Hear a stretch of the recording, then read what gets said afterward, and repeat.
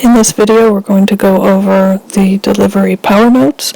There are two new notes that will replace the two older notes. They're designed to be simpler than the older notes and also are fixed so that they actually record your selections in the note for reporting and quality purposes.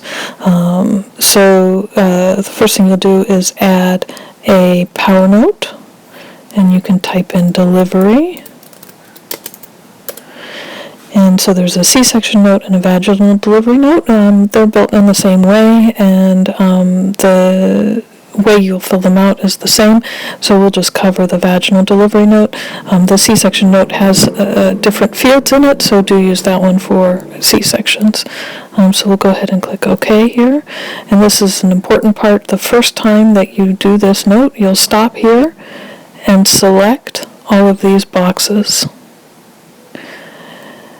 When you do this, this will pull in the nursing documentation and allow that to be visible in your note. And so you definitely want to do this step. You only have to do it once for each note. And so ideally you would just go ahead and do that now so that you don't forget when the time comes and you're actually needing to do this note. And then once you've done that one time, then you won't have to do it again. So here's the note, and it brings in the gestational age. It brings in that delivery documentation from the nurses. When you're ready to complete your portion of the note, go to the procedure section and click Show Structure. This you will need to do each time you complete this note. This will bring up the sections of the note where you can document your documentation of the delivery.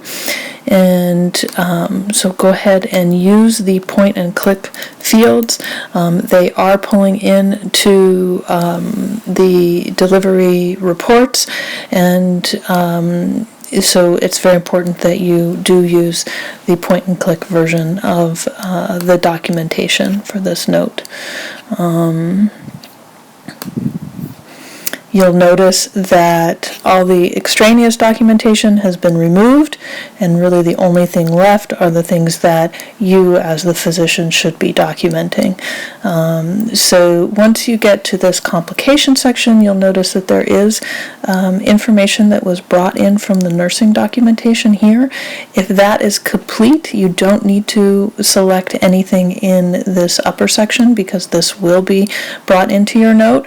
But if you don't feel that this is complete, then go ahead and add any additional documentation that's appropriate.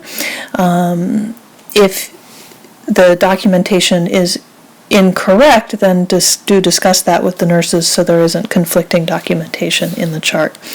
The perineum section has some nice features. You can draw an image of the perineum if you want to show the location of your tear or a hematoma or something like that. And then you also want to use these point and click sections. So for the episiotomy, here it'll say with extension, but you'll want to put the second, third, or fourth in the in this section here. If it's just a laceration, which is much more common in our section, go ahead and select the degree. You can also document how you repaired it. You'll notice that there are scattered through the notes other fields. The other fields, if you launch them, you can write a free text piece that will bring into the note if you feel that's necessary. If you look at the quantitative blood loss field, again, it brings in the nursing documentation if it was documented. A lot of times we don't have this documented by the nurses, and so this documentation ends up being incomplete.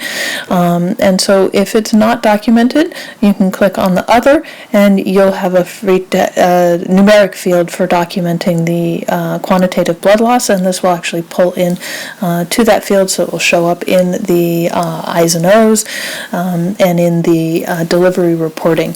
Don't document it again if it is already documented by the nurses, because then it will add that estimated blood loss to the I's and O's as if it happened twice.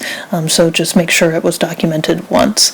You can also document a narrative note about the delivery if you so choose, but if you used all of these point and click sections and you waited until the nurse documented her delivery information before you completed your note, then there would be no need for that. And so then you would sign and submit, and you do want to make sure that you call it a delivery note and sign it.